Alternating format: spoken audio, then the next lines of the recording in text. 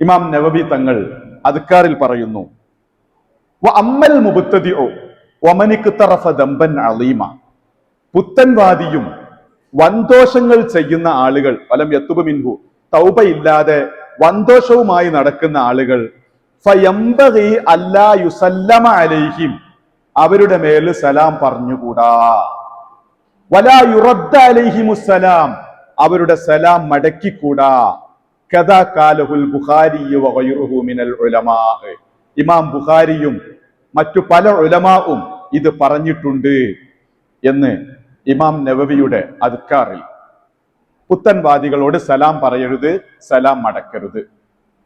പിന്നെ ഇനി അടുത്തത്, ഇദാ റഅയ്ത മുതഫക്കിഹൻ, ഇമാം നവവിയുടെ ശറഹ് മുസ്ലിമിലെ ഒരു ഇബാറത്ത്, ഇദാ റഅയ്ത മുതഫക്കിഹൻ, ഒരു മോലിയരെ അല്ലെങ്കിൽ ഒരു മോലിയർട്ടിനെ നിങ്ങൾ കണ്ടാൽ, യതറദ്ദദു ഇലാ ഫാസിഖിൻ, ഫാസിഖിന്റെ അടുത്തേക്ക് പോയി വരുന്നുണ്ട്, ഔ മുബ്തദിഇൻ യഅഖുദു മിൻഹു ഇൽമൻ, അല്ലെങ്കിൽ അവരടുത്ത് പോയിട്ട് പഠിക്കുന്നുണ്ട്. പുത്തൻവാദികളെ കോളേജ്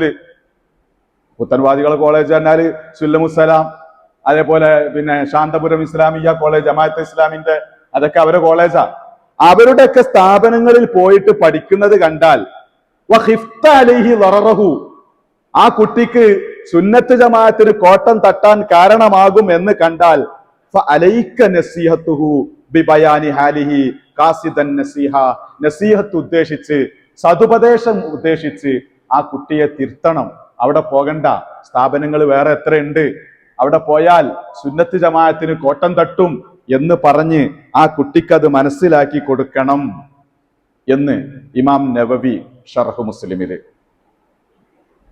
മഹാനായ ഔസുൽ അഅ്ലം മുഹിയുദ്ദീൻ അബ്ദുൽ ഖാദിർ ജീലാനി.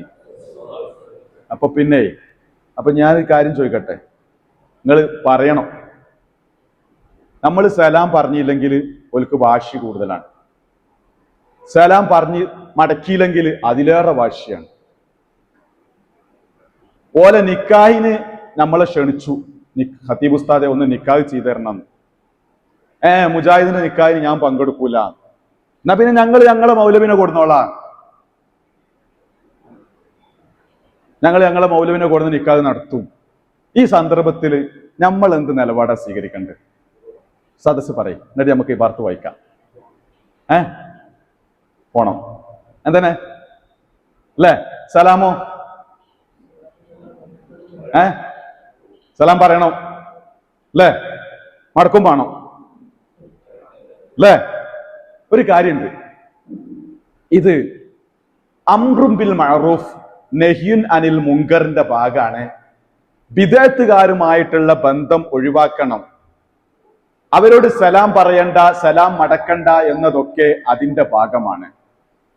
തുഹ്ഫ 10 ഫത്ഹുൽ മുഈൻ അവസാന ഭാഗത്ത്, തുഹ്ഫ 9 ഫത്ഹുൽ മുഈൻ അവസാന ഭാഗത്ത് ഒക്കെ പറയുന്നുണ്ട്, അംറും ബിൽ മഅറൂഫും നഹ്യുൻ അനിൽ മുങ്കർ നടത്തണമെങ്കിൽ നമ്മളുടെ ഇടപെടൽ കൊണ്ട് അവൻ ആ തിന്മയുടെ വർധനവ് ഉണ്ടാവാൻ പാടില്ല. ഓൻക്ക് വാശി മൂത്തിട്ട് അതിൽ വർധനവ് ഉണ്ടാവാൻ പാടില്ല, കൂടുതൽ ശക്തിപ്പെടാൻ പാടില്ല. അത്തരം ഘട്ടത്തിലെ അംറും ബിൽ മഅറൂഫും നഹ്യുൻ അനിൽ മുങ്കറും നടത്താൻ പറ്റൂ, ഇല്ലെങ്കിൽ മാറിക്കളയണം എന്ന് ഞാൻ പറഞ്ഞ മനസ്സിലാവുണ്ടോ? നമ്മൾ ഒരു കാര്യം തിരുത്തുമ്പോ അത് തിരുത്തുന്നതോടുകൂടെ അതിന്റെ ആളുകൾക്ക് വാശി കൂടിയിട്ട് അതിൽ ഒന്നും കൂടി മുബാലകത്താണ് ഉണ്ടാകുന്നതെങ്കിൽ അവിടെ ഇടപെടാൻ പോകരുത് എന്നാണ്. അപ്പോ നിക്കാഹ് ആര് ചെയ്തു കൊടുക്കണം?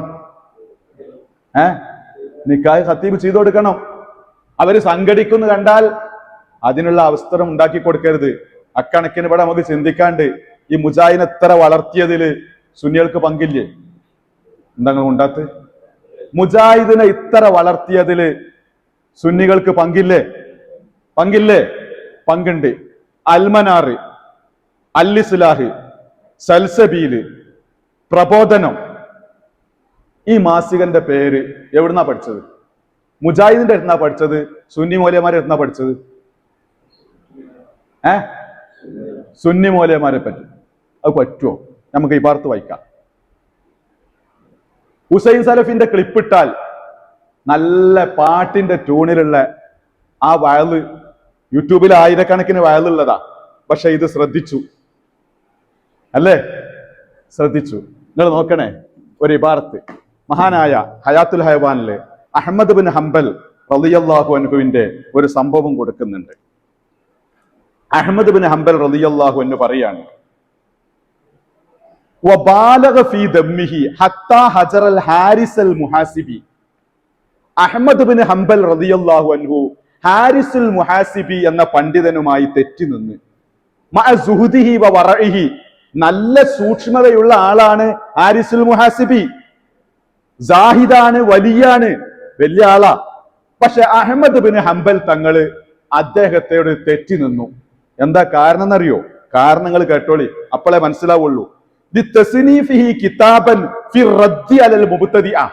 മുബ്തദിഇനെ ഗണ്ണിക്കാൻ വേണ്ടി ഒരു കിതാബ് അദ്ദേഹം എഴുതിയത് കൊണ്ടാണ് അഹ്മദ് ബിൻ ഹംബൽ മൂപ്പരോട് തെറ്റിയത്.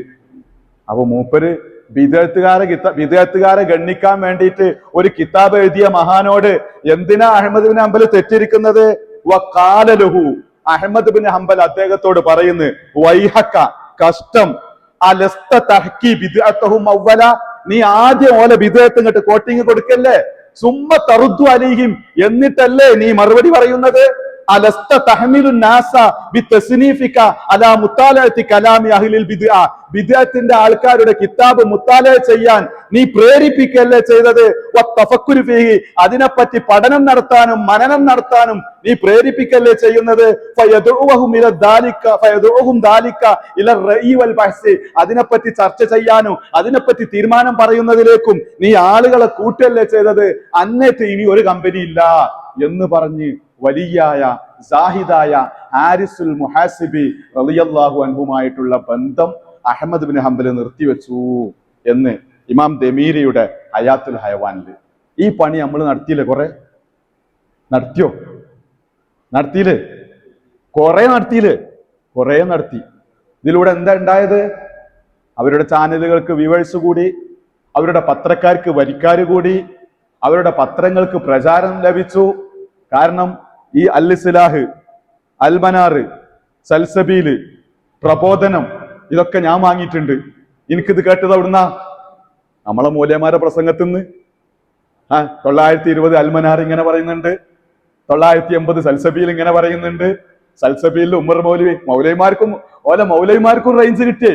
ഉമർ മൗലവി, KM മൗലവി, EK മൗലവി, TK മൗലവി, MCC അബ്ദുറഹ്മാൻ മൗലവി, ഇങ്ങനെ കാണാപ്പാഠം പറഞ്ഞത് സുന്നികൾ ഇരുന്ന് പഠിച്ചിട്ടാണ്. അപ്പോ ആവശ്യത്തിൽ ഇടപെടാമായിരുന്നു. അതിലപ്പുറം നമ്മളുടെ കഴിഞ്ഞ കാലങ്ങളിൽ ഇടപെട്ടത് കൊണ്ടാണോ അവര് വളർന്നത് എന്ന് നമ്മളുടേതായ ഈ സദസ്സിൽ വെച്ച് ആലോചിക്കാം. പുറത്ത് നമുക്ക് പറഞ്ഞുകൂടാ.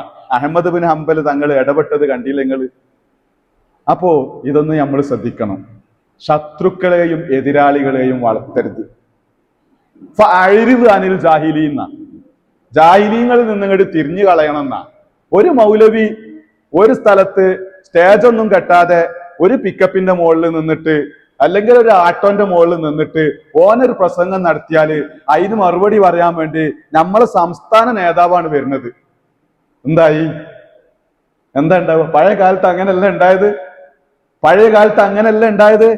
ഏതെങ്കിലും ഒരു ഈർക്കിൽ മൗലവി വന്ന് എന്തെങ്കിലും ആയത്തോതിയിട്ട് വല്ല മരത്തിന്റെ ചോട്ടൊരു പ്രസംഗം നടത്തിയാൽ അതിന് ഗണ്ണനത്തിന് വേണ്ടിയിട്ട് വരുന്നത് നമ്മുടെ സംസ്ഥാന ജില്ലാ നേതാക്കൾ. അതിലൂടെ ആര് വളർന്നു?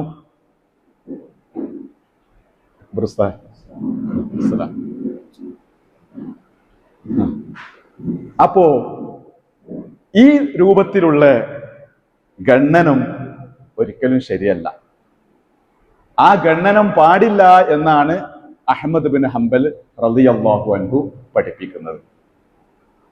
വിദേഹത്തുകാരുടെ വാചകങ്ങൾ കൊണ്ടുവരിക, അവരുടെ ക്ലിപ്പിംഗ് ഇടുക, എന്നിട്ട് നീ അതിന് മറുപടി കൊടുക്കുമ്പോ നീ അവരുടെ പ്രഭാഷണവും പുസ്തകങ്ങളും കേൾക്കാനും അതിന് റീച്ച് ഉണ്ടാക്കാനും അതിന് സബ്സ്ക്രൈബേഴ്സ് ഉണ്ടാക്കാനും വ്യൂവേഴ്സിനെ വർദ്ധിപ്പിക്കാനും നീ പരിശ്രമിച്ചില്ലേ എന്നാണ് അഹ്മദ് ബിൻ ഹംബൽ റളിയല്ലാഹു തആല അൻഹു അദ്ദേഹത്തോട് പറഞ്ഞത്.